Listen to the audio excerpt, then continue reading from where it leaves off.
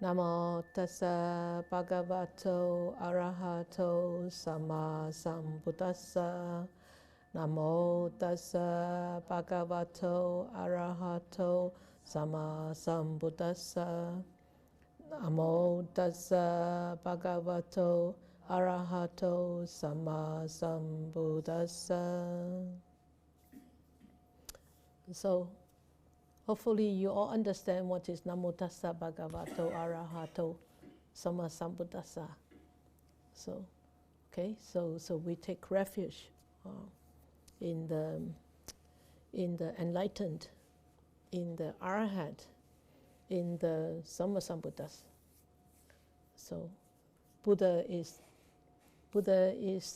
sama sambuddha, and he's arhat. He is the greatest teachers. He is somebody who doesn't have any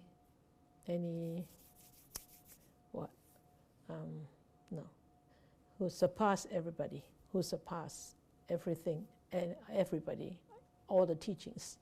So that's why always we start off with a gratitude. So Namo, that means we take refuge. Refuge doesn't mean it's just a ceremonial refuge. It is a deep commitment of one who is walking on this path, is to, that refuge actually is sort of like a recalling, a remembering, a commitment to cultivate the similar qualities, or the qualities similar to those qualities of the Buddha. So qualities similar to the Buddha, which are compassion, liberation, and wisdom. The qualities of the Dhamma, which is the truth. Qualities of Sangha, which is purification and commitment to walk on the path. And also, Sangha also means also compassion too, Bodhisattva. The real Sangha, actually, the real word of the real definition of Sangha is the Sangha of Bodhisattvas, not just ordinary people like us, mundane people. It's actually his Sangha. That is Sangha. It's not just us. Okay, we are just really mundane, superficial, Sangha, you can call. All right. You okay? Settle down. All right. Don't panic. There's hiccup here. That's why everybody's sort of like all flushed, all blushed. It works, it works. It doesn't work, it doesn't work. Okay? All right, so as I said, because I want to finish this chapter before we take a break, starting from next week. So we are not going to read, and I have asked you to read, and I hopefully you have read. If you haven't, I hope you will read. So that is my wish. So whether you want to fulfill my wish is up to you. I won't get disappointed, don't worry. So 7 Principles of Social Stability, page 137. So this is actually King Ajatasattu, who is the king in Madagascar. He actually wanted to attack the Vajrayans. Remember who are the Vajrayans?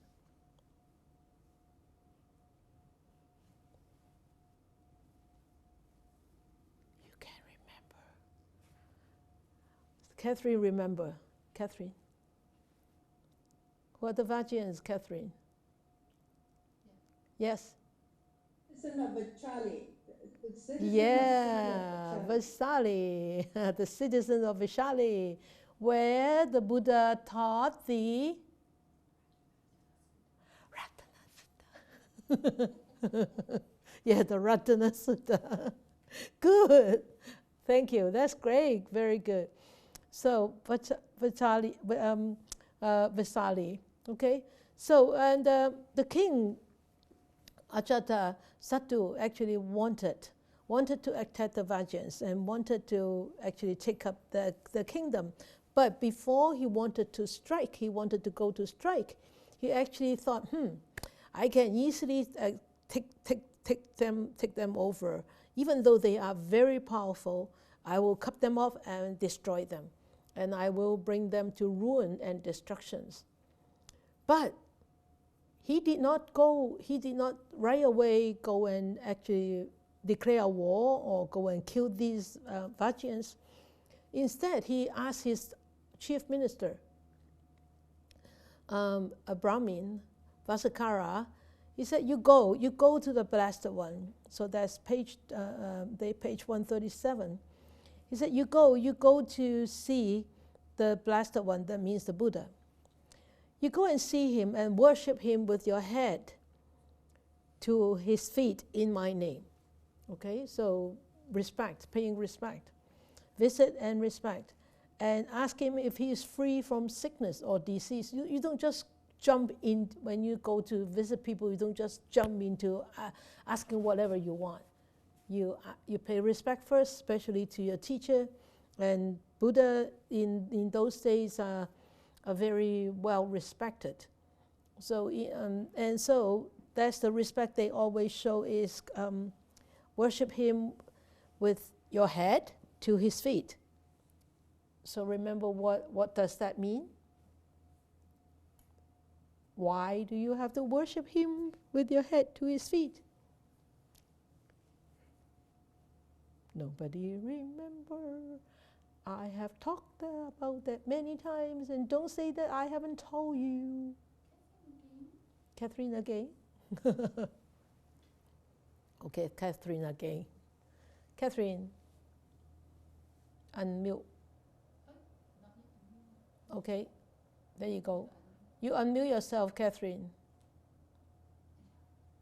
Catherine, you unmute yourself. Catherine, you unmute yourself. Yes, there you go. Oh, I thought, yeah, I was looking at you. I didn't see me, so.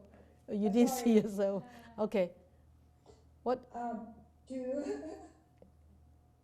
Why do you have to pay respect with the... To be humble? Yes, yes. Somebody there to have the head against somebody's feet, right?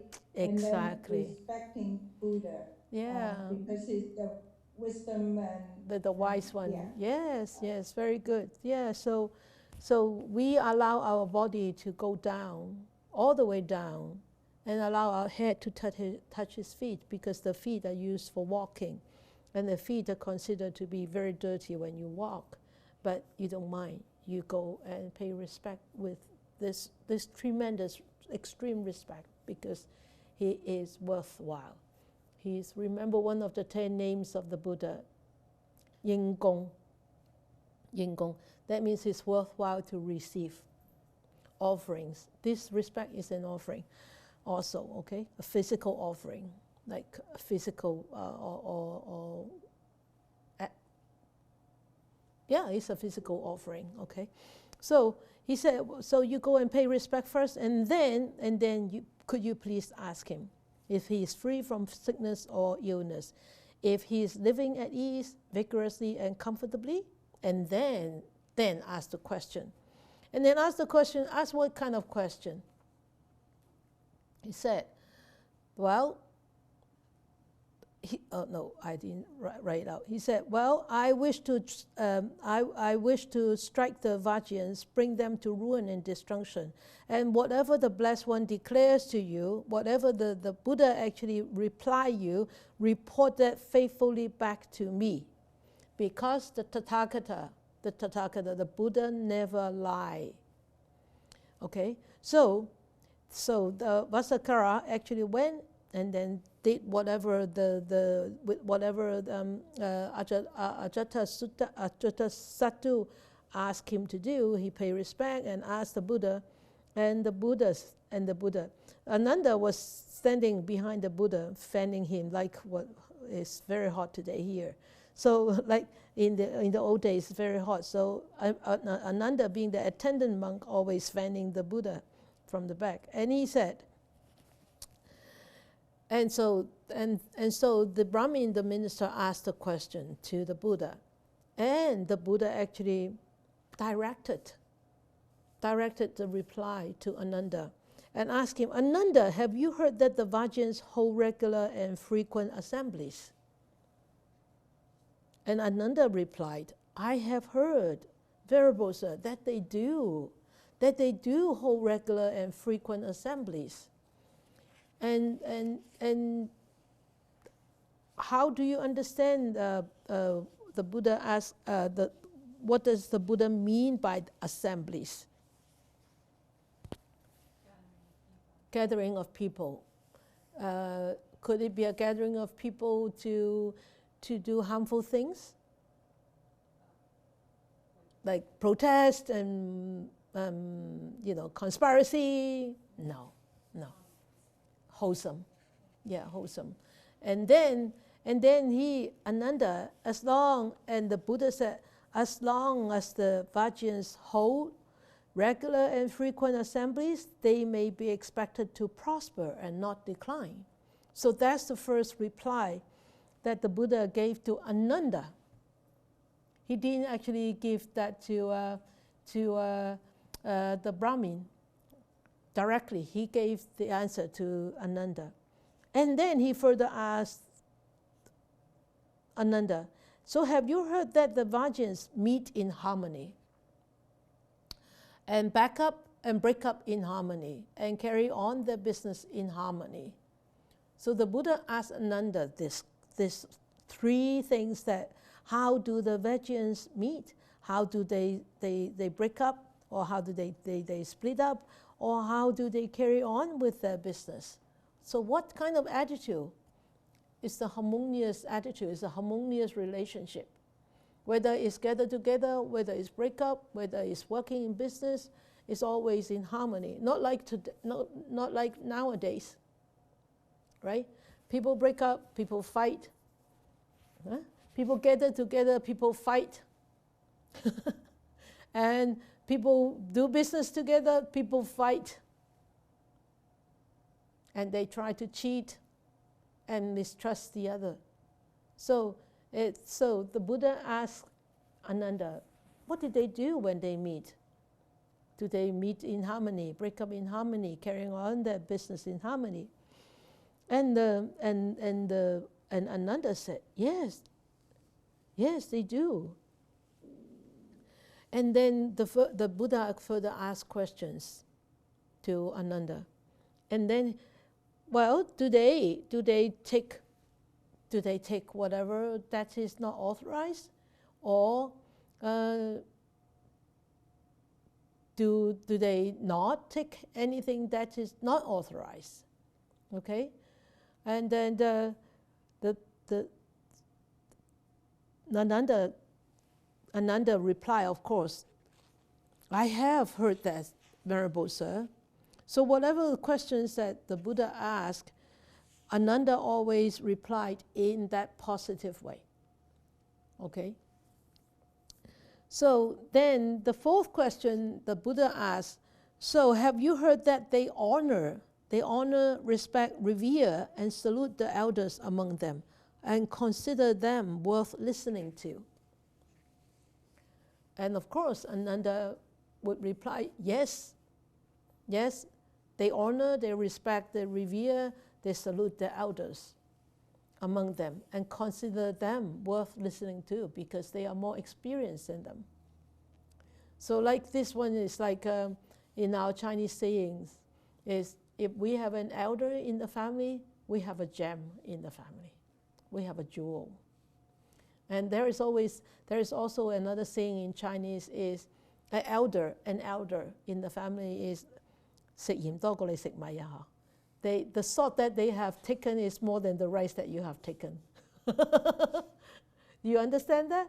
Right, every day, right, our meal is the one big bowl of rice, but the salt is very little to cook food with, right?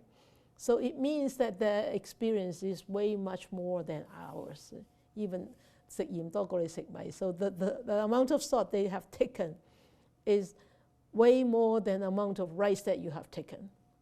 That means the elders are way more experienced than us.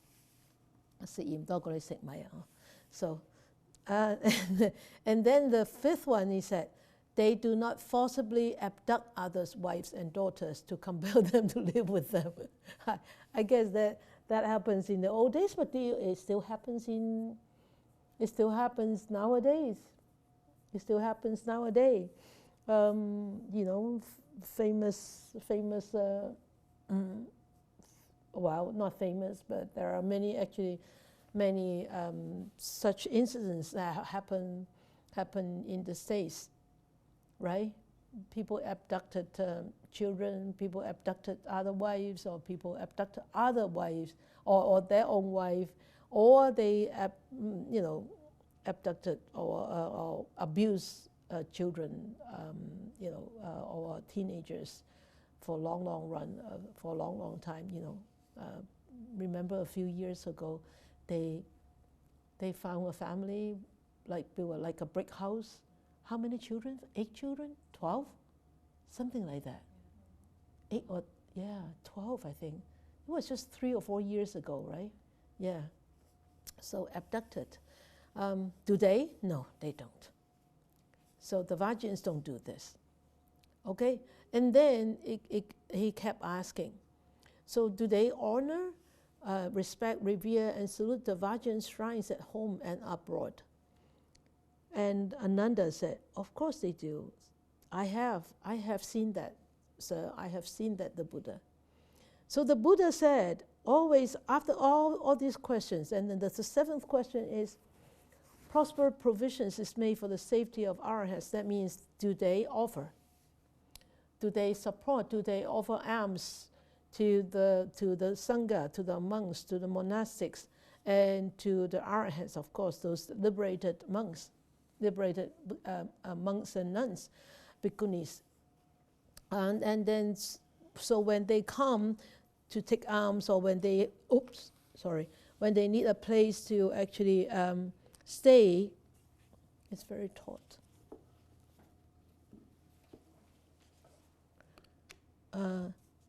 There you go. Good.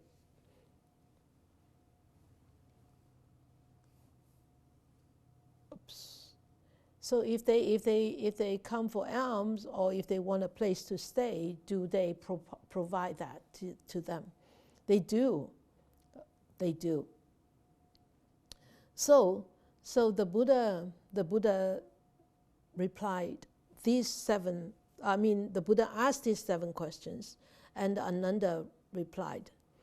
And then the Buddha said, if the Vajrayans, as long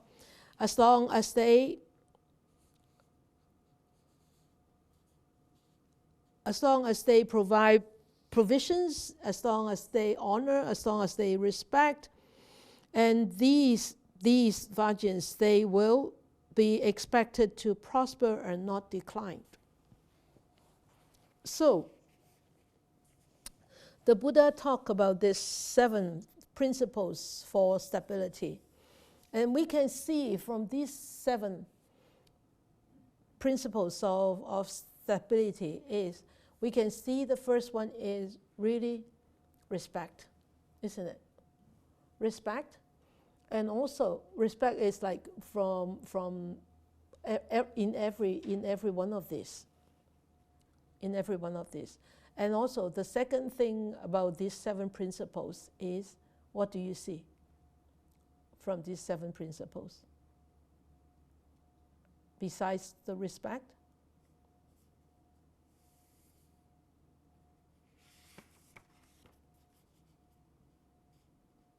They do not forcibly abduct others, right?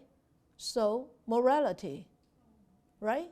So they don't abduct others' wives and daughters. That means, that they don't commit this sexual misconduct. Why do they want to abduct others' wives and daughters? Okay, so that's the second thing.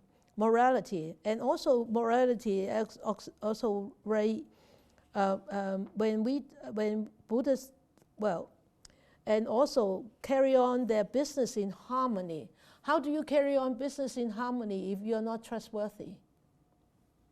If you lie, if you sell things and you only give like half the weight, it's supposed to be 1 pound, you only give 10 ounces, right? Then that's not trustworthy, that's not honest. And also is they don't take whatever that is not authorized for them to take. So that is not stealing. You see? So these are all, and they respect the honor, respect and revere, salute to the elders. That's respect. And they provide provisions for the safety of arahants so that they may come to live there and dwell in comfort. That last bit is offerings, generosity, sanghadana. Right? So these are all the paramis that the Vajrayans have been actually conducting themselves in such a way all the time. So if people are conducting themselves in such a way, definitely he's planting a lot of wholesome seeds right here, right now, all the time. And when you plant such wholesome seeds, the Buddha said, they will remain what? They will definitely prosper and not decline. Because firstly, not decline is the most important thing, is in harmony. When you have 10 people, when you have 10 people in a family, if 10 people have different ideas and not in harmony at all, you have 10 people going in 10 directions. How are you going to be strong and stay strong? How are you going to defeat if somebody come into a house and rob you? But if you are strong and stay put all together, you become such a strong community. And nobody can break that community. Okay? So even though it's such a simple passage, there's a very deep meaning behind that. Okay, and then, yes? Would you elaborate the number 1? Assemblies, is it Like chantings, like religious assemblies, or any assembly that actually for the people together, maybe to care for each other, to care for the community, or to discuss social matters. Okay, so after this, so the Buddha gave these answers. So the Brahmin heard these answers, so he went back. He went back to tell the king. Of course, the king wouldn't raise a wall anymore. But after that, the Buddha said, okay, the Buddha said, you go home, you have a lot of work to do, I have work to do too. So soon after Vasakara gone, the Blessed One said to Ananda, Ananda, go to whatever monks there are living around Rajagala and summon them to the assembly hall. I need to teach. So Ananda called the monks here, and then the Buddha actually gave these teachings. That's the last little paragraph on page 139, the last 2 paragraphs. And the Buddha said to the monks,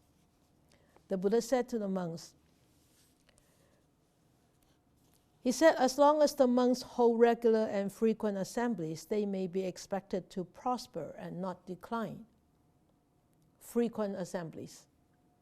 That means frequent meetings. So for the monks, frequent meetings are meetings to discuss the Dhamma, meetings to discuss Sangha matters, meetings to hold ceremonies or for blessings for the world, or for the country, or for the society, or for the community. Okay, so you can any assembly, literally any kind of any assembly of any nature. And then the second one is then the Buddha said, as long as monks hold regular and frequent assemblies, then you expect them to prosper and not decline. And I totally agree with this. really. If we could, sit together as a Sangha member, as a Sangha community, sit together and discuss matters all, open-heartedly, and a lot of misunderstanding could be resolved, and a lot of understanding could be, brought together and brought up, and so, maybe you should actually bring that to your family too, But remember, make sure you pick a time and occasion. Very important, time and occasion, all right? So, and the second is meet in harmony, break up in harmony, and carry on in harmony. He said to the monks, as long as they meet in harmony, break up in harmony, and carry on their business in harmony, they may be expected to prosper and not decline. So we talked about the 6 cordialities last week, right? So that's where the harmony comes from, the 6 cordialities.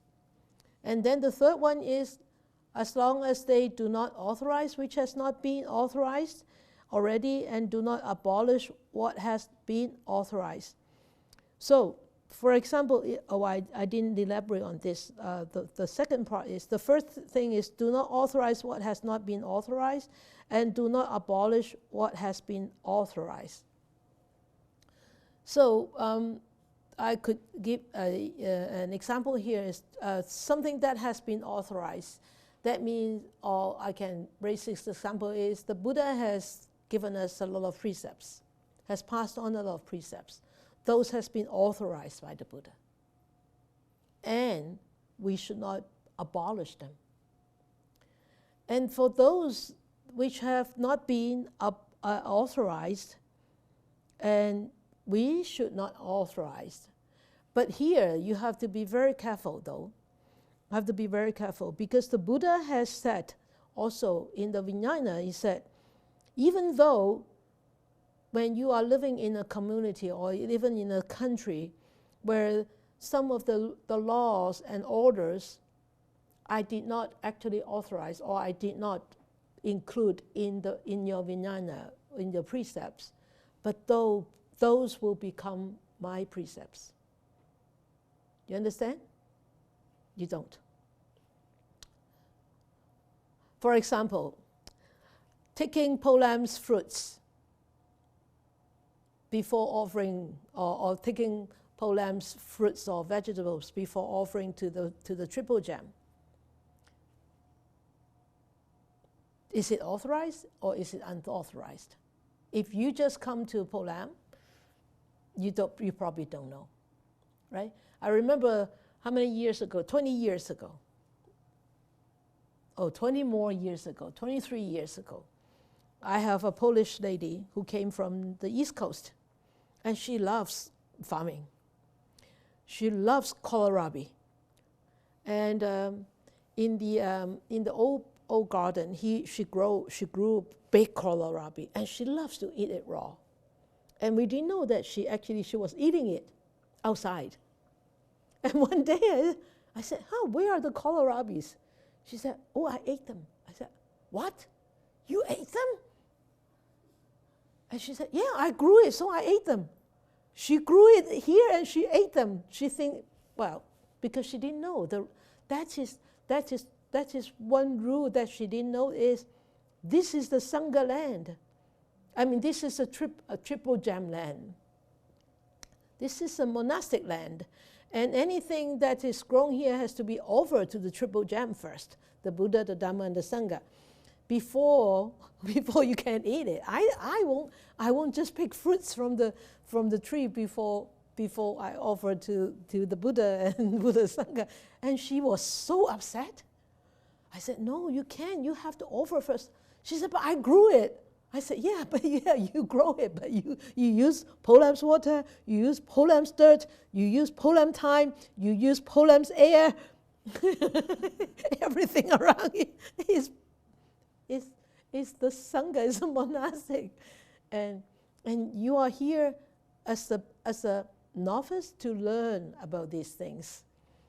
Yes, you don't know because I never thought that I need to tell you, because I thought you are already a practitioner, and I thought you knew. She was a householder at that time. She wanted to ordain. So I told her, I explained to her, this is the rule, or this is the precept, okay?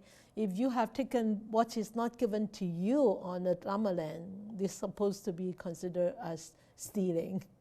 And she said, oh, so I have stolen a lot of kohlrabi. I said, okay, now you have told me, then because I am considered to be an elder, so you have, actually I found out, she didn't tell me, but now I found out, and now do you understand? She said, I understand. So do you know your mistake now? She said, I know I have made a mistake. I said, okay, I consider that to be a repentance. I said, that's okay, as long as you remember in the future. Now she's a nun. She has been a nun for 21 years now, and she still remembers this little story, and so so that is not being authorized. And if it's not been authorized, don't take it, don't do it. If it has been authorized, do it accordingly. Okay, so. And then they honor, they respect, they revere, they salute the elders. So that's the same. And do not fall prey, that is important.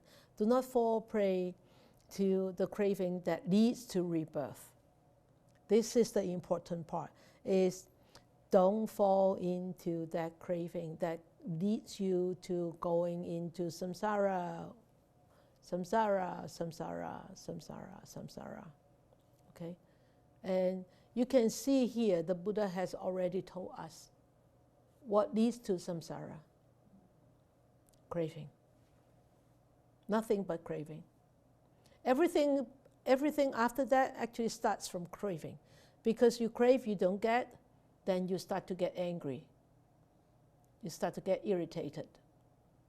Okay, so that it all starts from there. And devoted to forest lodgings. Of course, nowadays we seldom have forest lodgings. We only have a couple in Canada, and of course in Southeast Asia is the tradition. They still upkeep that tradition, and as I understand, forest lodging is like simple lifestyle, and not extravagant lifestyle. Okay. So the Buddha said, as long as the monks hold to these 7 things and are seen to do so. Do we have 7? No. There's one more. Yeah. Preserve their mindfulness regarding the body. So that means the satipatthana. Really, mindfulness regarding the body, because mindfulness, you have to practice mindfulness with your mind regarding the body, using the body as a tool. So the satipatthana is, the breath is also the physical existence, the body is the physical existence, the sensations are the physical existence, and even the 32 parts of the body are considered as the physical existence. So there are many ways to actually practice satipatthana. But the most important way is to really develop that mindfulness to this existence, the truth pertaining to the existence of this physical body, so that we understand this is impermanent, and this is changing, and this will decay. So that when it starts to decay, degenerate, we don't get too upset, we don't get to attach to it. And even at the time of death, we don't lament, and we don't have to be so afraid, so fearful. Because we understand, we build up that understanding, days in and days out, by being mindful. So preserve, that means continuously having that mindfulness to the truth pertaining to the existence of this physical body. Okay? So the Buddha. So the Buddha actually taught us the 7 principles of stability. So if we can actually implement that into our society, our community, our family, anywhere we go, I'm sure prosperity, safety, and will definitely be there. Okay, so all right. So the next subchapter is the wheel turning monarch. So this is actually I don't know. I can't understand why it's being put in here into this chapter, because it's really talking about this monarch, the wheel turning monarch. How he is actually being reborn in different places, in different, like north, east, southwest kingdom. So I don't know why it's really being put into here, but anyway, it's in here because I think it's also talk about how one could become a wheel turning monarch. So it's in this Chakravarti Sihananda Sutta. So he said in here, after many 100 years, 1,000 years, the king Dahanimi said to the certain man, "My good man, whenever you see that the secret wheel treasure has slipped from its position, report it to me." So the man replied, and after many hundreds and thousand years, the man saw that the secret wheel above that treasure, that king actually slipped away. So he actually see this. He reported the fact to the king. Then the king sent for his eldest son, the crown prince, and said, "My son, the secret wheel treasure has slipped from its position. And I have heard that when this happens to a wheel turning monarch, he has not much longer to live." So that means the aura has disappeared. You can say the aura has disappeared.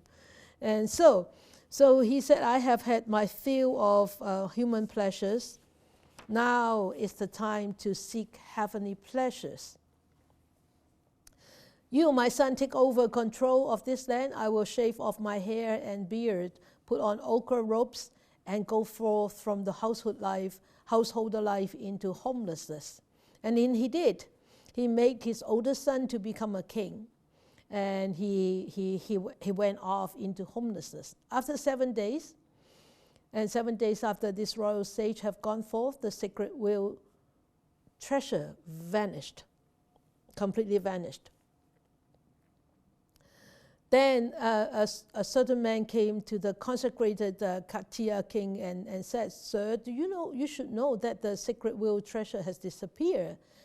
At this, and the king was grieved and felt sad. He went to the royal sage and told him the news. And the royal sage said to him, "My son, you should not grieve or feel sad at this disappearance." Because why? He said, "This is not the heirloom from your fathers. You must turn yourself into a noble wheel turner." That means you must make yourself to be a wheel turning monarch. Nobody can pass any treasures onto you, especially like this. Of course, they can pass inheritance, like mundane inheritance, money, assets, everything, but not the treasures as a wheel turning monarch. So he said the wheel treasure is not an heirloom from the fathers, and turn yourself into a noble wheel turner. So perform duties of a noble wheel turning monarch and appear on the Uposatha day. Uposatha day 就係菩薩戒日啊，嗬，即係 those. So anybody can tell me when is the Uposatha day? Uposatha day in a month. How many are there in a month? 2? Only 2? 4. Yeah, 4. Which 4? New moon, quarter moon, half moon, and then full moon. Yes, new moon, quarter moon, half moon, full moon. So, and so that those are the four Uposatha days. So in the old teachings, the Buddha always or in the old practice, actually people always on Uposatha day, they would go into a monastery and stay there and take precepts. Take how many precepts? 8 precepts, yes, 8 precepts. And then they spend 24 hours there, and for example, from 6 o'clock today until 6 o'clock tomorrow morning. So they can abstain from eating after lunchtime. So they take 8 precepts. And then they go and study and listen to Dhamma talk, and they meditate, and then they do chores. They sweep the floor, they cook the food, they wash everything. So those are the duties of householder on Uposatha day. But it seldom happens now. Nowadays, it still happens in the Southeast Asia. It's still very, very, very common. Okay, so and then he said, if you go on such an Uposatha day and you wash your head and gone up to the veranda on top of your palace for the Uposatha day, the sacred will treasure will appear to you, 1,000 spoked, complete with rim, hub, and all accessories. Why do you think he would suggested that to his son like this?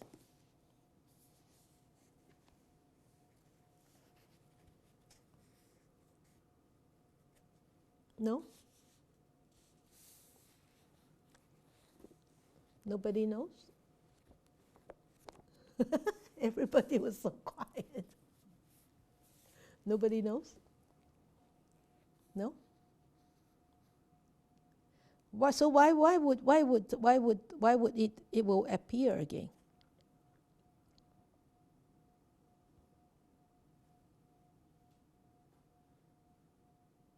On the Uposatha day.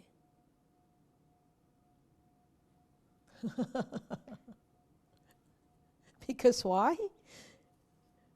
Why would you go to a monastery? Because you revere the Dhamma, you respect the Dhamma, you revere the elder, you respect the elder, right? And and then you cherish the Dhamma, you cherish the Sangha, you cherish the Triple Gem. If you don't cherish, why would you go? If you don't have faith in them, why do you go? Right?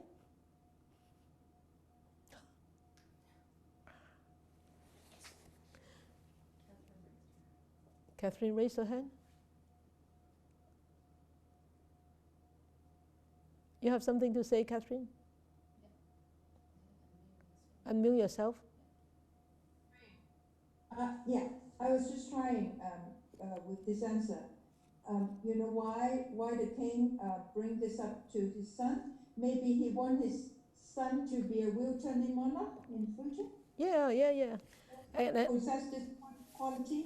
Yeah, and actually he wanted the son to be a wheel-turning monarch, and also he wanted to teach the son how to become a wheel-turning monarch. Okay, so that's what he actually did in the paragraph 5. So in paragraph 5 it says here, this is the duty of a noble wheel-turning monarch. What is this? It is this, my son. You depend on the Buddha, yourself depending on the Dhamma. You depend on the Dhamma, and then honoring and revering the Dhamma. And then cherishing it, venerating it, and doing homage to it. Right? And then also, these are all talking about what? Respect, cherish, treasure, revere, and homage, paying homage, Namo, Namo Tassa, right? Paying homage, Namo, okay? And then having Dhamma as your badge and banner. That means, why? What does it mean by badge and banner? Having Dhamma as badge and banner, as your badge and banner.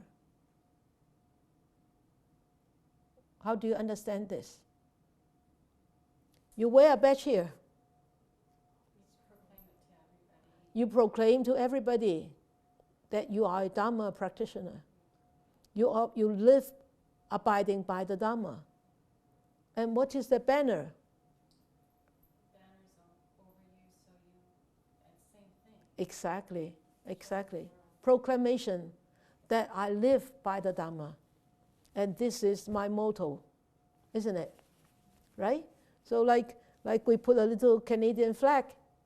I'm Canadian, right? Or American flag. I'm American. Or Chinese flag. I'm a Chinese. You know, so that is a proclamation that I am a person abiding by the Dhamma, live by the Dhamma, live by the teachings of the Dhamma. Okay, and then acknowledging the Dhamma as your master. That means I listen, I follow, and I learn from the Dhamma. So a master is, you listen to the master, you learn from the master, you follow the master. But this master is not any master, it's the Dhamma. It's the teachings, the great teachings. So then he further said this. You should establish righteous guard, ward, and protection for the household, troops, khatiyas, vassals, for Brahmins, for householder, town and country folks, ascetics and Brahmins, beasts, and birds. So that means what? You safeguard the land, right? Safeguard everybody, safeguard the people, safeguard the land. No matter what caste they are, you safeguard them. You look after them.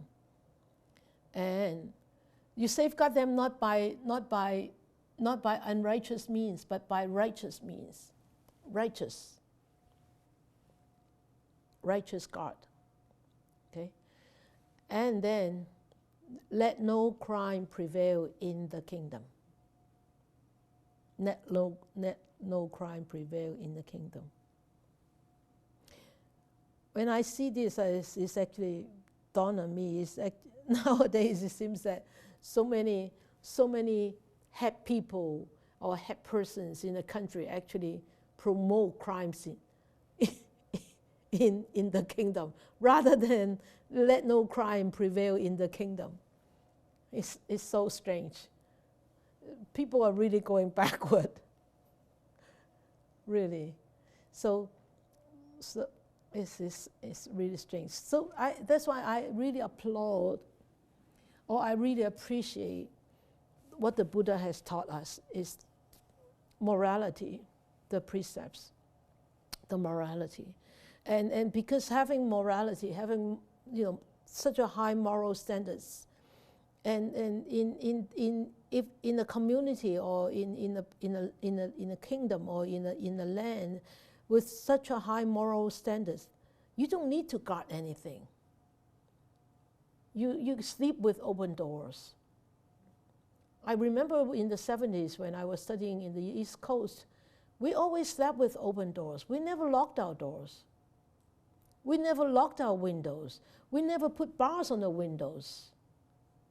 But nowadays, you go out on the street to the east side. You see bars everywhere. It look like people are living, locking themselves making their home a prison, rather than a home, right? Why is that? Because it's not safe anymore. Because people lose that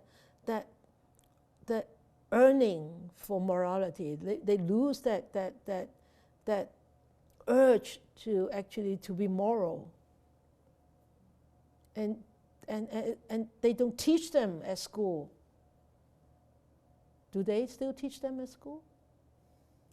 Depends on the teacher, I think. Okay, I'm sorry, teacher. Yeah, I know you teach. You do teach. I'm sorry. I take that back. Or sometimes the parents are not moral enough. Parents are not moral. Children do not know what is morality. I remember Yolanda told me she used to work at elementary school. Grade 2, grade 3 come back and go to school and swear all the time. And they thought, why would a grade 2, grade 3 swear such words? So they called the parents up. The parents swear right on the phone. Then they knew. That's education, family education. Where is morality? Where is morality? The standard of morality is so low now. It's sad, it's really sad. So if we do not want any crime prevail in our community, we need to have a high standard of morality. Everybody has to abide by that. And give wealth to those who are in need. That means what? Cultivate that parameter of generosity, dana. And from time to time, approach the practicing ascetics and Brahmins. For what? To get teachings. Right? So this is actually, I always like to refer back to that chapter, which I spent such a long time teaching. I think it's chapter 2. Chapter 3, approaching the Dhamma. Is it chapter 3? I think so. Yes, chapter 3. So if you have time, read chapter 3. I love that chapter because that is the way how we should actually approach the Dhamma. Okay, so then because he actually did this in that kingdom, the kingdom flourished and prospered. So, and then he traveled. What is wholesome and what is unwholesome, he said. What is wholesome and what is unwholesome. And what is blameworthy and what is blameless. And remember that too. I can't remember what the... what's the story of that? The Buddha actually asked, oh, is it blameless? Is it blameworthy? And then the oh yeah, you have to check yourself. Would the wise one think this is blameless? Would the wise one think this is blameworthy? So that means also here is actually morality, talking about morality. Okay, and what is to be followed and what is not to be followed. So that means we need to have this right understanding and right view, right? If we don't have right view, then we follow the wrong one without knowing. We don't know that we are following the wrong path. If we don't know, if we don't have the right view, right understanding. And what action will be in the long run lead to harm and sorrow, and what to welfare and happiness. So that is talking about the future. So the actions we do now will lead to consequences in the future. So the Buddha said, well, not the Buddha.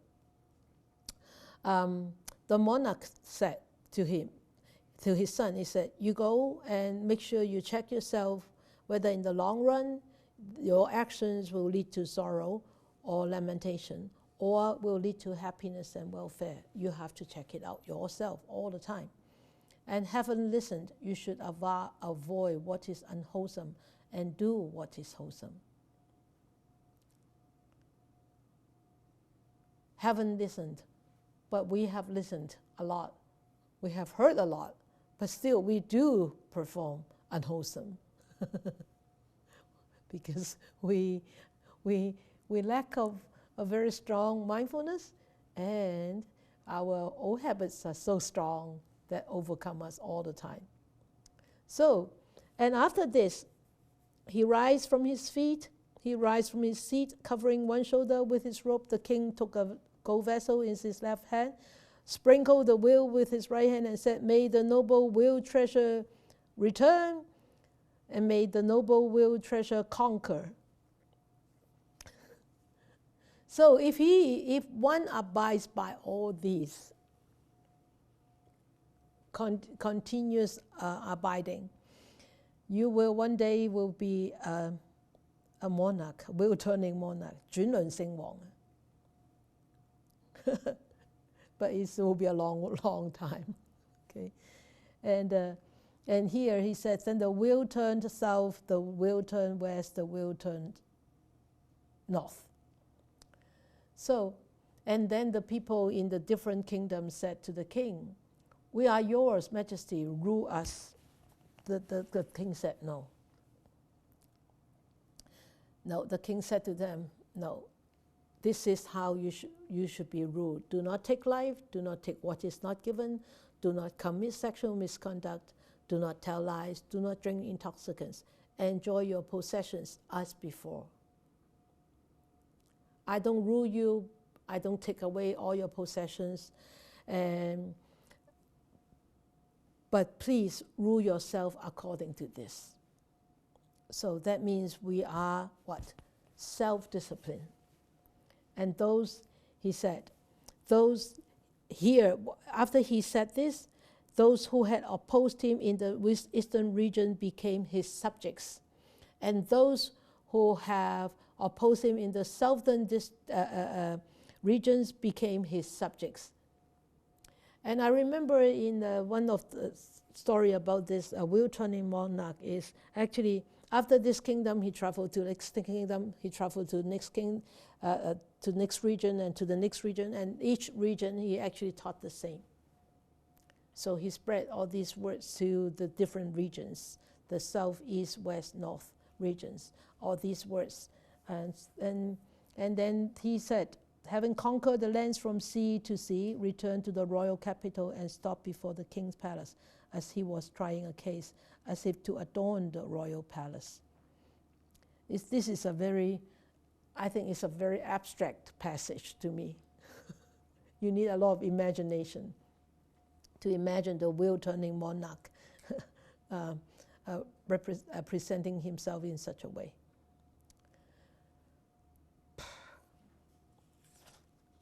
We have time to finish the next one. It's just a couple of slides. Okay, we'll finish the next thing before we take a break for the auspicious ceremony. Okay, so, forget to animate. Bringing tranquility to the land is page 141. So that means how you actually rule the land, rule a kingdom. And sitting to one side, the Brahmin Kuttadanta actually addressed the Buddha, "Master Gautama, I have heard that you understand how to conduct successfully the triple sacrifice and its 16 requisites." Triple sacrifice and 16 requisites are the old way, the Indians way, the sacrifice, they kill, they offer such and such.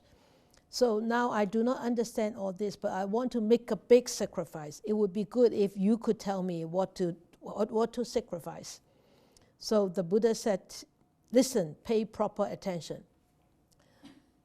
And then the Buddha, instead of telling him, do this and do this and do this and do this, the Buddha actually told him a story. There is this spiritual teacher, a chaplain of this king, and his name is Mahavijita. Okay, he's Mahavijita. The king Mahavijita was very rich. He has great wealth. He has a lot of resources. He has a lot of gold and silver. He has a lot of requisites. And he has a lot of money. He has a lot of money's worth. That means like livestock, assets, houses, whatever. And with a full treasury and granary. So this king was so well off. Okay? And so the Buddha said to him, this king so well off, so wealthy, with all this wealth. And then he asked the chaplain, the minister, or the teacher of the king told the king, your country is beset by thieves.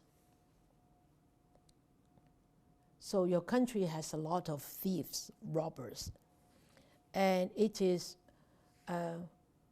ravaged. 蹂躪啦，蹂躪 that means destroyed， 即係糟蹋啊，咁解 ravage。And villages and towns are being destroyed. And the country is infested with brigands. So the chaplain, the minister, said to the king, because of all these, suppose you think, suppose king, you think, how are you going to deal with this? You are going to deal with this like this way. Okay, I tax them. I put a big tax on them. Okay? And then I will execute those people who are thieves. I'll kill them, I'll put them into prison. And then the chaplain said to the king, if you do it this way, he said, by getting rid of this plague of robbers by executions, imprisonments, or confiscation, threats, and banishment. And the chaplain said, the plague would not be properly ended. Those who will survive, they will come back and haunt you. Come back to harm you later. Revenge, right? So the king said, oh, really? So what can we do? So the chaplain or the minister advised the king. He said, you should do this. Give them grains, give them fodder to farmers, or to those people who steal, who rob. Why would they steal? Why would they rob? Because they are poor. They might not be able to put food on their table. They may not have clothes to wear. So give them grains, give them fodder to grow so that they could be self-sustained. And give capital to those who are in trade so they have money to start their business, they have money to go on with their business, so they can further invest, they can make money, and they can make them the family wealthy, the family healthy and wealthy and being well fed. And he said, assign proper wages to those who work in government. Or so make sure you don't abuse your government officials or government clerks. Pay them well so that they are so happy to work well, to work hard, to work diligently. So if you do this, what did he say? The minister said to the king, if you do this to your country, being intent on their own occupation, they will not harm the kingdom. Because if they have sufficient, if they have good education, if they have enough food, they have career, and all their daily necessities are met, and they are happy, then they won't come and haunt you. They won't come and harm you, and the revenues will increase. And then the land will not be will not be beset by thieves. It will be tranquil, it will be peaceful, it will be safe. right? And people will what? This is very important. It says, on the second last paragraph, it says, the people with joy in their hearts, with joy in their hearts, playing with their children. That means enjoying a family life. And will dwell in open houses. What do you understand by open houses? You can come to my place, I can go to your house. We don't have to safeguard everything because everybody is honest. And the community is safe, has surplus. One country, one home, one country. Or many homes, one country. Many homes, one home. Whatever. The king actually took the minister's advice. He gave grain, he gave fodder to those engaged in cultivating crops and raising cattle, capital to those in trade, proper living wages to those in government service. Then those people, being intent on their own occupations, did not harm the kingdom. Because they are what? They are satisfied. The king's revenues became great. The land was tranquil and not beset by thieves. And the people, with joy in their hearts, playing with their children, dwell in open houses. So this is the benefits. This is the happiness visible in this present life. Is if the king, that means what? The top of the country can do this to their people, then the country will be prospered. The country will be a safe place to stay. The people will live happily and safely and satisfied. And well, then how come there will be war? There won't be war. There won't be fights. There won't be stealing. There won't be, killing, right? But nowadays we don't. I remember my sifu said one time, he said, in order for a country to prosper, in order for a country, the people to live happily, the king has to be very virtuous. Or you can use the prime minister has to be very virtuous, or the president has to be very virtuous, or the chancellor has to be very virtuous. And not just virtuous, but also have to have a lot of merits, very meritorious. Otherwise, that piece of land will be in chaos. And we can see it. We see it vividly right in front of our eyes right now, at this present moment, in this world right now. We can see that. And then, the more I study the Buddha's teachings, the more I realize, or the more I study the Buddha's teachings, the more I realize what my teacher what my sifu has taught me, and how true those words are. At that time, it didn't really dawn on me being so true, because 20, 30 years ago is a very different world. And 20, 30 years later, now is a very different world, right? So in order for a country to really prosper in a way, not just being wealthy, but the people are moral,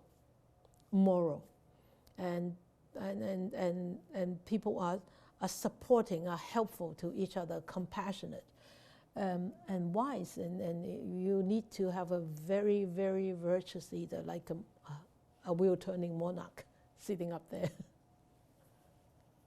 right?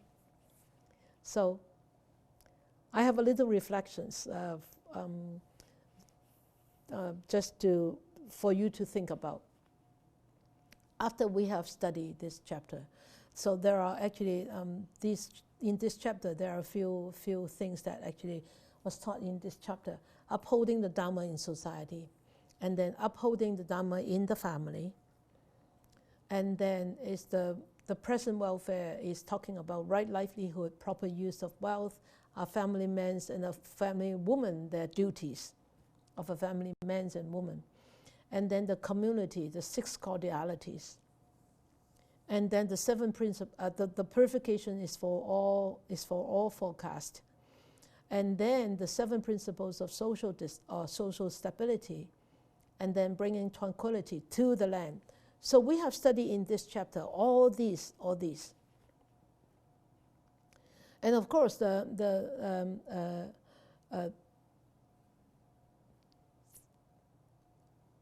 want you to think, are we more convinced now about the benefits of upholding the Dhamma in our daily lives? Before you study this chapter, and after you study this chapter, have your faith or have your commitment to actually uphold more or a stronger uphold the Dhamma in your heart for the future, for the rest of your life? Has it gotten stronger? Are you more committed? Not just because you wanted all these benefits visible in this present life, but next chapter we talk about benefits visible in the future life. So if you don't do it in the present life, sorry, you don't get it in the future life. So you better invest first. If you, after studying this chapter, if you didn't think that you have uplifted or you're more committed to uphold Dhamma in your heart, in your life, then you really need to check on yourself. Do I call myself a practitioner? Do I call myself a student of the Buddha? Or do I call myself a follower on the path of the Buddha's teachings? Okay, so in order to really bring tranquility to the land as an individual, ourselves as an individual, what could we do and what should we do?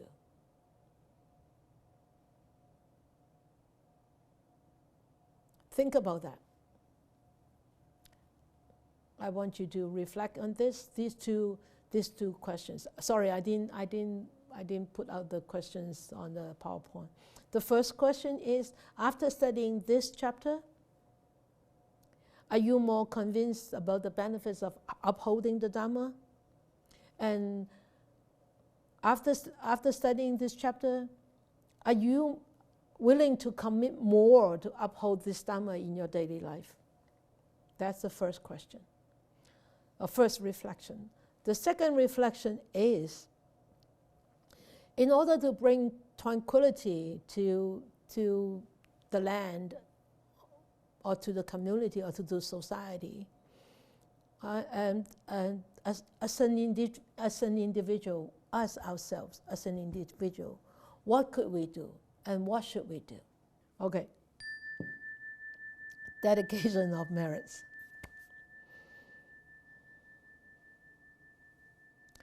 May these blessings extend to all, that we with all the other living beings together will attain the Buddha way.